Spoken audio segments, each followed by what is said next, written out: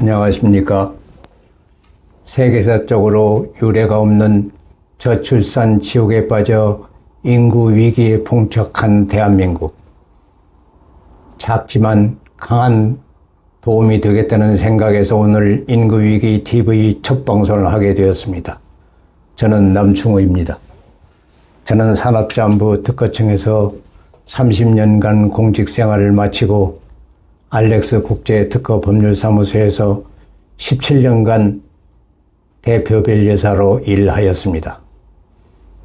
저는 인구 문제가 너무나 심각하다는 것을 인식하고 4년 전 초저출산 터널을 탈출하는 법이라는 책을 발간한 바 있습니다. 이 책은 인구 문제에 관한 지혜와 영감과 해법을 저에게 주었습니다. 산업자원부 공무원 출신과 인구 문제와는 별로 연관이 없지만 누구나 이 인구 위기 문제에 대하여 나서서 힘을 모아야 한다고 결심하였습니다. 많은 시청 바랍니다. 구독 많이 해주시고 꼭 좋아요를 눌러주시면 큰 힘이 되겠습니다. 첫 방송 주제는 왜 인구위기 TV가입니다. 왜 인구위기 TV인가? 2023년 출산율이 0.7이명, 출생아 수가 22만 9천 명, 연간 결혼 건수가 19만 3천 건, 통계청이 인구 5천만 명이 무너지는 것은 2041년이라고 예측하였는데 제가 보기에는 2030년대 말에 무너질 것으로 예상이 됩니다.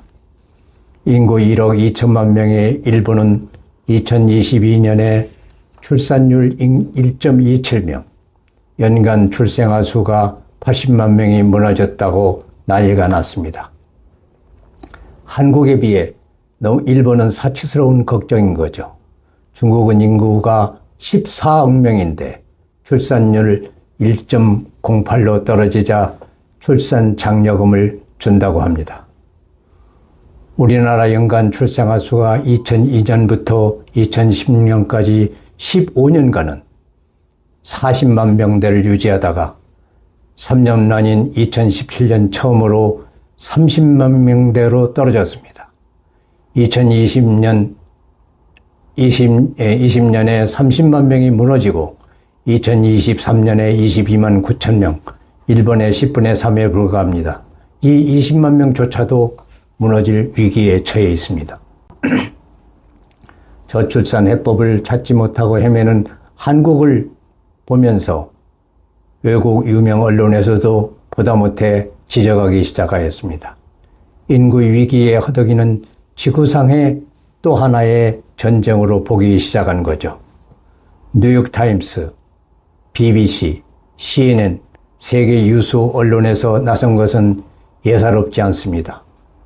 이제 한국의 저출산 문제는 한국만의 문제가 아니라 세계의 문제, 골칫덩어리가 되었다는 것을 의미합니다.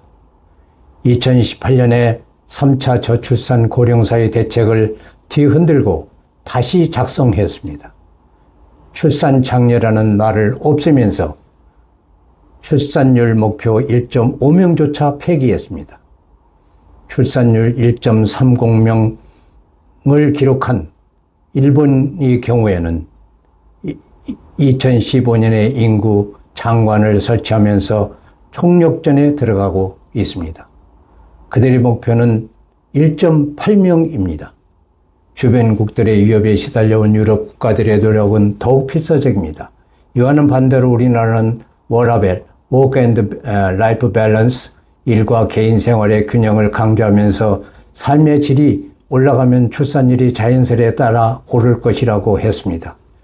미래에 대한 책임을 포기한 기획재정부, 복지부, 인구 문제 교수들의 합작품이라고 볼 수 있죠. 아름다운 언어가 시작된 것입니다. 언어의 유의가 시작되었습니다. 양심이 없는 거죠. 2100년대 미래를 내다보는 100년이라는 초장기적인 세월을 기다리는 것이라면 그 방향이 맞을지 모르겠습니다. 하지만 그 긴 시간 속에 대한민국이 과연 생존할 수 있을까요? 급락하는 출산율 앞에서 너무 안일하다는 비판을 피하기 어려울 것 같습니다. 언론도 정부 관료들이나 인구학자들이 의중에 따라 춤을 추고 있습니다. 유력 신문들의 사설에서 누구나 분명히 지적했습니다. 말로만 특단 외쳐선 출산율 0.72명 인구 절벽 못 넘는다. 라고 저출산에 관하여 기가 있을 때마다 수많은 경종을 울려왔습니다. 아주 정확한 지적입니다. 그런데 어찌 된 일인지 관계 전문가들의 기고 논설위원들의 논설들은 전혀 다른 방향이었습니다. 그들의 논조는 저출산 문제는 아무리 예산을 투입해도 효과가 없다는 것이고 이제 인구 감소에 적응해야 한다는 것입니다. 이것은 팩트가 아니고 가짜 뉴스입니다. 급기야는 이민이 답이라고 악마의 유혹을 하고 있습니다. 종교적으로 사탄이 나타난 것입니다. 이러니 대통령도 행정부 장관도 공무원들도 흔들리는 것입니다. 뭔가 과감한 저출산 대책을 추진하려도 비판이 두려워 주춤하고 있는 것입니다. 용기를 줘도 시원찮을 판인데 일이 되는 게 없습니다. 1990년대 중반 이후 출산율은 곤두박질 치며 위험 신호를 보냈지만 아무도 이 징후에 주목하지 않았습니다. 1994년 출산율 1.66명을 기록한 이후 1999년 1.43명, 2002년 1.18까지 떨어졌습니다. 도덕을 맞으려면 개도 짖지 않는다는 말이 있습니다. 수많은 경고등이 켜졌는데도 인구학자들 그 많은 경제학자들이 사실상 방관방치하고 있었습니다. 정부에게 1차 책임이 있지만 인구학자, 경제학자들도 고해상사하고 반성해야 합니다. 장기 저출산 터널 입구에 들어섰다는 시그널을 읽지 못하고 10년을 헤맨 끝에 정부는 결국 2005년 출산율이 당시 최저치인 1.08명을 기록하며 바닥을 치고서야 정책을 전환하였습니다. 2006년 제1차 저출산 고령사회 대책 기본 계획이 시행되며 출산율 회복을 위한 방향으로 인구 정책을 바꿨습니다. 저출산 대책으로 전환할 시기도 놓쳤지만은 인구 정책 전환 초기 대책도 문제가 있었다는 것이 문제라면 문제입니다. 우리 사회가 저출산과 실험을 시작한 건 2006년입니다.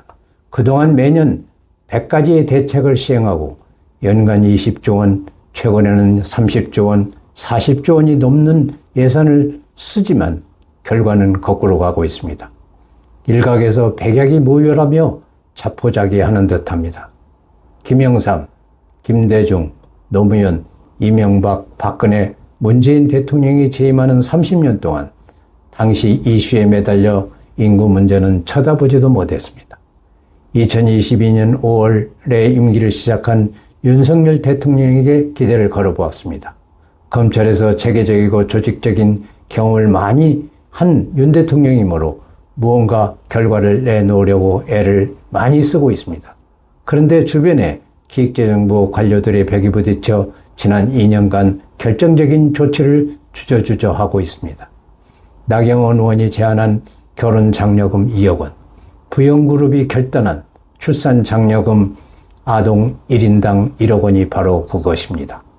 이제 윤 대통령이 결단을 촉구할 때입니다. 인구 대통령이 되어야 하는 숙명입니다. 인구 문제는 오직 대통령만이 해결할 수 있습니다. 자고 오면 안 됩니다. 어떤 어린 생명이 증가하게 되면 고령화도 생산 가능 인력도 국토 방위도 가능합니다. 그들이 우리나라의 국가의 미래와 안보를 책임집니다. 그들이 우리의 파이, GDP를 창출하여 복지와 연금을 제공합니다. 이제 우리 모두 결단해야 합니다. 뜻있는 국민들과 가칭 인구 5천만 명을 사수하는 모임 5.35를 결성해야 합니다. 일본과 같이 출산율 1.30명을 회복하는데 모두 나서야 합니다. 출산율이 1.00명이라도 되어야 합니다. 윤석열 대통령이 결단하는데 이를 방해하는 세력으로부터 호위무사가 되고자 합니다. 작은 불씨가 큰 불씨가 된다고 했습니다. 더 이상 방관할 수 없습니다. 이제 더 이상 공리공론 논쟁할 시간이 없습니다. 오직 과감한 실천만이 답입니다. 인구위기 TV를 유튜브로 방송해야 하는 것도 바로 그 이유입니다. 국민 모두 적극 참여해 주세요. 큰 힘이 됩니다. 오늘 인구위기 TV 첫 번째 방송을 마치고자 합니다. 두 번째 방송에서 다시 뵙겠습니다. 감사합니다.